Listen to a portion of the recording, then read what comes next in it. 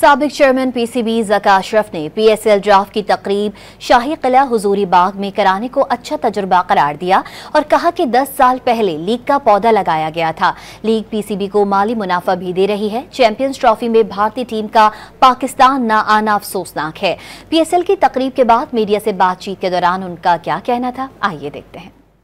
देख के खुशी हो रही है, एक परवान दरख्त बन गया और क्रिकेट बोर्ड के लिए और पाकिस्तानी क्रिकेट शायकीन के लिए एक बहुत अच्छा एक टूर्नामेंट है जिसमें मुल्क को भी फ़ायदा हो रहा है और पाकिस्तान की भी इज़्ज़त है। और पीसीबी की मेजर इसकी जो रेवेन्यू अर्निंग है वो भी ये दार है। मैंने तो उस वक्त जब टीम गई थी उस वक्त हुकूमत पाकिस्तान की इजाज़त ली थी, जिसमें बड़ी high level committee prime minister साहब ने बनाई थी, जिस पर उन्होंने फैसला किया था कि जाना चाहिए हमें, तो हमने भी जो गवर्नमेंट का फैसला किया उसके साथ थे।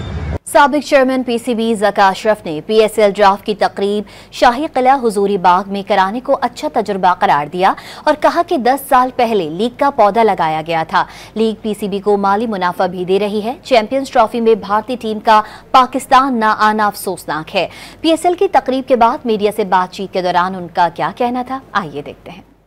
देख के खुशी हो रही है, एक परवान दरख्त बन गया और क्रिकेट बोर्ड के लिए और पाकिस्तानी क्रिकेट शायकीन के लिए एक बहुत अच्छा एक टूर्नामेंट है जिसमें मुल्क को भी फ़ायदा हो रहा है और पाकिस्तान की भी इज़्ज़त है। और पीसीबी की मेजर इसकी जो रेवेन्यू अर्निंग है वो भी ये दार है। मैंने तो उस वक्त जब टीम गई थी उस वक्त हुकूमत पाकिस्तान की इजाज़त ली थी, जिसमें बड़ी high level committee prime minister साहब ने बनाई थी, जिस पर उन्होंने फैसला किया था कि जाना चाहिए हमें, तो हमने भी जो गवर्नमेंट का फैसला किया उसके साथ थे।